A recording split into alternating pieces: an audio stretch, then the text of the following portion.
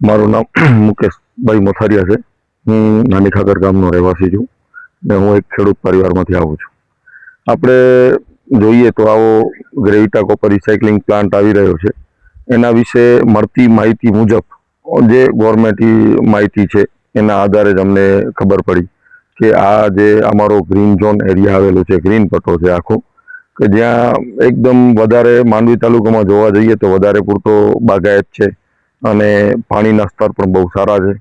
અને અત્યારે જે આજુબાજુની જે ઓલરેડી પ્લાન્ટો આવેલા છે એના કારણે અમને થોડું ઘણું નુકસાન થાય પણ છે। જો આ પ્લાન્ટ ચાલુ થશે તો અમારું જે ખેતી છે એ બિલકુલ ખતમ થઈ જશે, કારણ કે અહીંયાનું જે કેસર કેરીનું પ્રમાણ છે એ બહુ વધારે છે। અમારે અહીંયા ગામમાં આજુબાજુમાં સમજી લો ને કે લગભગ 4 થી 5 લાખ જેટલા આંબાના વૃક્ષો છે, સાથે દાડમ છે, ખારેક છે, નારિયેળી છે ને અહીંયા સારું એવું ખેતીમાં બીજા પણ ઘણા બધા પાકો થાય છે। જે એવું લાગી રહ્યું છે કે આવો પ્લાન ચાલુ થવાથી અમને જે ભૂગર્ભમાં એ લોકો પાણી ઉતારે એના કારણે જે કેમિકલોથી નુકસાન થાય, અમારું જે જળસ્તર બગડે। અત્યારે મારા ફાર્મમાં સમજી લો ને કે 350-400 TDS જેટલું પાણી છે ને આવા જેવું સારા પાણી હોય અને એ પાણી માટે અમે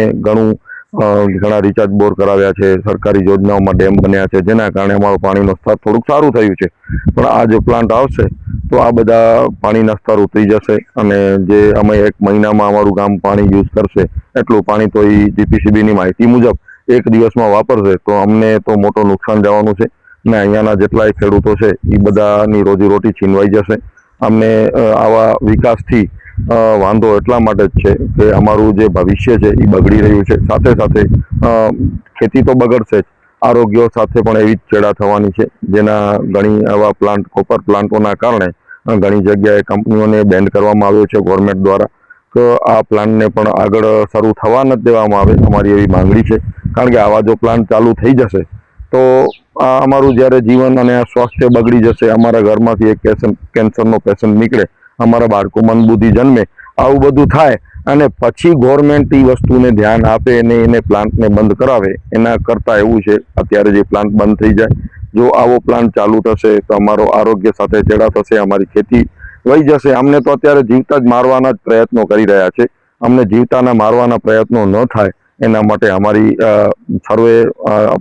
સરકારી તંત્ર અને ગવર્મેન્ટ સામે આપણા